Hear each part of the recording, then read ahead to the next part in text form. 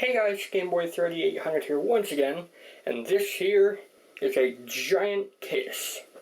This is the NZXT Phantom 820. This is the white edition, and it is going to be the new case of my main computer, Project Bolide 2.0. Now to be updated to Bolide 3.0. Thanks to this case, some more storage, and of course the Quadro M4000 that I just did an unboxing for. So let's get this big old case out of the box and see what it's like. Okay, here it is out of the box. Here's the styrofoam, or at least half of it. Pretty hard, but it looks like the case arrived in relatively good shape. You know, for coming across the country, being a 30-pound case. Or is it 30 pounds? I don't know. It's pretty heavy though. Off comes the plastic.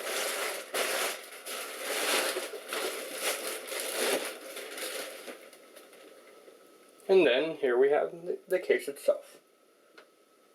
Uses two separate ways of opening and closing the side panel.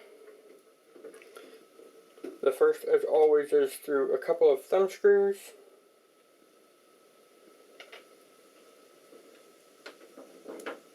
And then the next is a locking latch, it seems. Yep.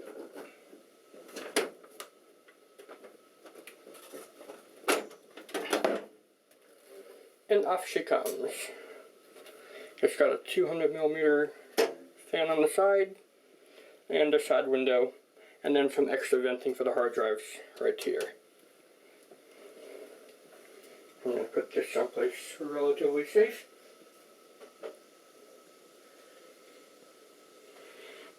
You can probably also see up there that there is a second 200mm fan, and then on the back here is a 140mm fan. And then also on the front, not sure if I'm going to be able to get this out without removing screws. No, I'm not. Nope. This hard drive cage can be completely removed to add airflow, or you can unscrew it. You can see that. This hard drive cage can be completely removed, and then you can take out this bottom bay here from the screws here and put in a bottom mounted radiator of either 240 or 280mm radiator sizes. You can see all over that there are lots of rubber grommets to keep it nice and tidy. And then we have the obligatory bag of connectors here. So of course we have the usual. We have USB 3, we have some audio, USB, and then front panel connectors and lights. But it also has a lot of fan hubs and a SATA power. That is because up top, you're not going to be able to see it at all, but there is a three-way fan controller. And that is pretty neat. Speaking of fans, you have another mount to hook up a fan right here, so you can angle it to the CPU or the GPU area. Your choice. And then all four of these drive bays are toolless. And then I can turn the case around here. Can you see that? A little bit. There are holes up here on the top drive cage thing, so that if you don't have a drive there and you have a thick radiator, you can still pull air through here, because you can fit up to a 360mm radiator in this, and it's pretty neat. Speaking of pretty neat, this is the accessory box it comes with. Instead of a plastic baggie, it's a little cardboard, well, not even cardboard, it's a plastic box. And it has all the screws and everything you could ever need. I'm not going to open it because I fear I would lose everything instantly. In terms of dust proofing, the power supply has an easy to remove filter. That clicks in. let me check one thing. The side 200mm fan also has a filter. And I assume, yep, the top one has one as well. And there is a front one, and that is also 200mm. So yeah. And it also has a dust filter, along with the bottom. The front. Oh well. Very sticky feet. The front looks something like that. A door that opens a little bit past 90 degrees, I believe.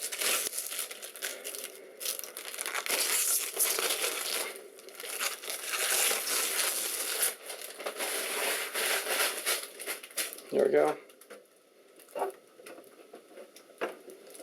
It opens like that. And up top here is something interesting. You have a LED mode. So this case has built-in LEDs all over the place. And then you can customize it with this color wheel here. It's really unique actually. And then you have an I/O LED switch here for if you need to plug something in the dark. And then just like the Phantom 630 I reviewed before, it's got an SD card slot, and you can see up here, maybe, possibly. Maybe. I hope you can. But there's a cutout there, so that you can have an SD card in, and close the door, and not interfere with anything. And that's pretty neat. This case has lots of expansion options for cooling. You have a 140mm, 120mm. You have two 140, 120mm at the bottom. A 200 in the front. You can have dual 200s up top. And either a 280 or a 360mm fan radiator up top as well.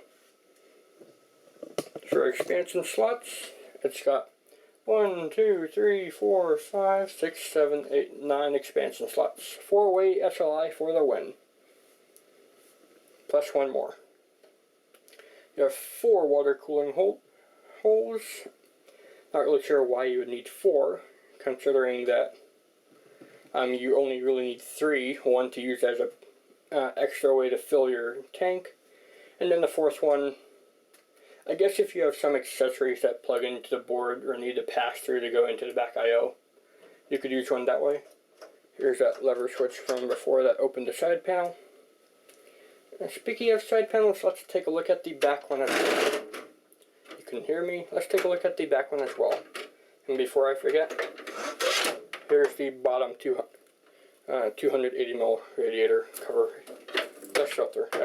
That's what you call it.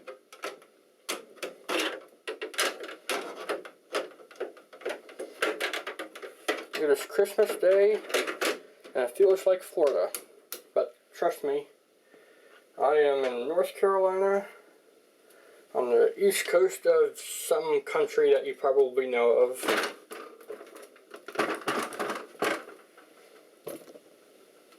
Up top also has this plastic that's now off. I shocked myself on the case.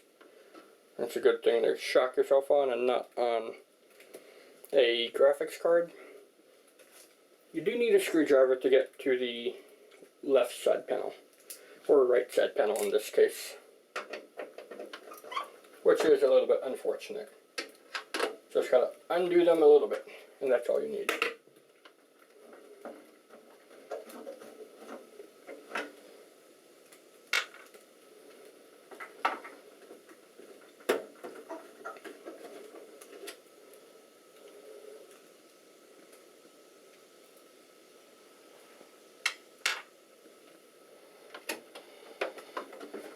Let's turn it around so you can see the back when I open it.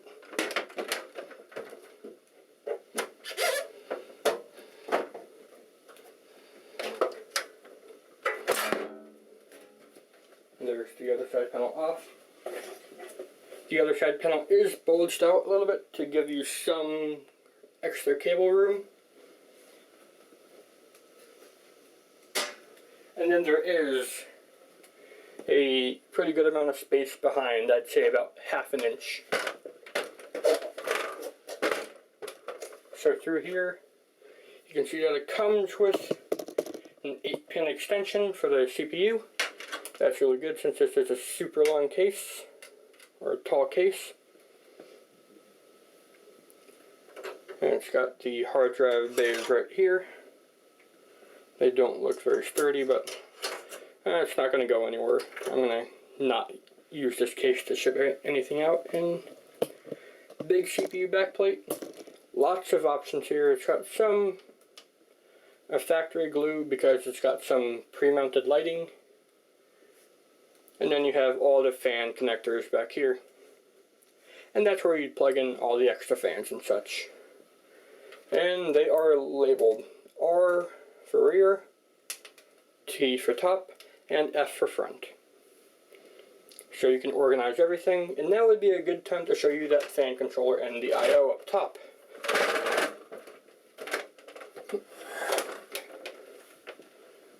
So it's got some big venting up here for 200, 400 mil fan stuffs. It's got 6 USBs. I'm going to turn the camera over here. 6 USBs, 2 of which are USB 3. You have some headphone mic, power, reset, and then fan speeds for each one. And there you go. That was the overview. Now, let's see what it looks like with Project Bolide 2.0, now 3.0, installed. I'll see you when everything is in there, which might take a long time for me, but for you, it will of course be 1 YouTube second. See you in a while. Okay, it has been quite a while, and it's finally done for the most part. And the only thing missing, let's see if I can zoom in here and do the everything, is the super long SLI bridge that is needed. I did have one before, can't find it now, that was 120 millimeters long, or 4.75 inches, and that was not long enough, so I just ordered a 5.5 inch one. It will be a little bit flexible, so it will give us some room. And you can see I shoved the Quadro in there just to see if it would fit. And that is the most optimal airflow I can get it at. Hang on. I did a trick before when I had some fans at the very bottom slot to put in a highlighter at the bottom bit to lift it up just a tad. Let's see if I can do that here. Hang on. The answer is no. It would need to be a super big highlighter for it to fit there. As you can see, it is having some GPU sag, and the power supply actually did not have enough ports on it, even though it looks like it's got plenty of it right there. But, yep, I had two, well, you can see that each one of these Hall of Fame cards have 3 power inputs. The top one has 3 8-pins and the bottom one has 3 8-pins. The motherboard requires a 6-pin when using 2 or more graphics cards. So I have that plugged up top, and then the Quadro is running off of a Molex adapter. And I hope to change out the power supply soon to get both flat cables and shorter and more organized cables, because the back side is a mess. But this is what I could get it at, as it is right now. The fan controller, I am not a fan of. I just liked it better when it was a simple 10 fan hub with a 3-point switch. But this has you select each fan, and then you set speed individually. While that might be good for some uses, if I needed to speed up one fan in particular, No, it's usually I want it quiet or it's doing work. You need airflow, so pump it up. It's usually one of the two. So yeah, I wish I had more options, but yeah. Overall, this does have a lot more room in it than my old case, the Phantom 630. No issues with GPU clearance. Before the bottom card would be touching a hard drive cage with the 3 pins going out the back instead of from the top. It's inconvenient, but it worked. And now this has no strain, and everything is good. I wish you had more options to remove more of the hard drive bays, but I removed all that I could to free up as much space for clear air as possible. Because let me tell you, those 2 Hall of Fame cards suck up a lot of air and put out a ton of heat. Even the 200mm massive side fan that was on the Phantom 630 was nowhere near enough. It needed to have both the 200, 2 120s and dual 140s in the bottom and front to give enough airflow to not make them suffocate, because they could reach 80 degrees easily. On their own, they barely hit 60, but because they're dumping their heat into the case, that's one thing you need to watch out for always. The top did not have any CPU pin cutouts in the center like the 630 does, but the CPU cutout is big enough and clear enough to be able to get 2 8-pin extension cables there, and that's how I will be able to power up my system. There is more room for a thick top radiator than there was on the 630, so if you're doing push-pull, good for you, you have room. Especially if you utilize the top portion of the case. I utilize the top portion to have dual 200s, so that I could use it in like pseudo push-pull. It's not really in push-pull, but it does give a lot of heat exhaust up the top, and it keeps all the heat from building up inside.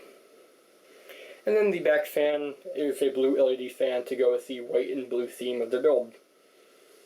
I should be able to get a white motherboard if there's ever a X99 white board coming out. I believe that's it. This video's gone on quite long. The Phantom 820, I will give it a spin. If I don't like it, I will switch back to the 630. I think the deciding factor is going to be that fan controller, because I use it every single day to go from low for quiet, and then when I'm doing work or like some benchmarks, I put it on the medium. High speed is too loud, but medium is just loud enough to be able to walk away and not hear it, and to keep it cool enough to not explode. And I guess that's about it. If you guys enjoyed this video, then please remember to like, favorite, comment, and subscribe. Thanks, Game Boy out, see you next time.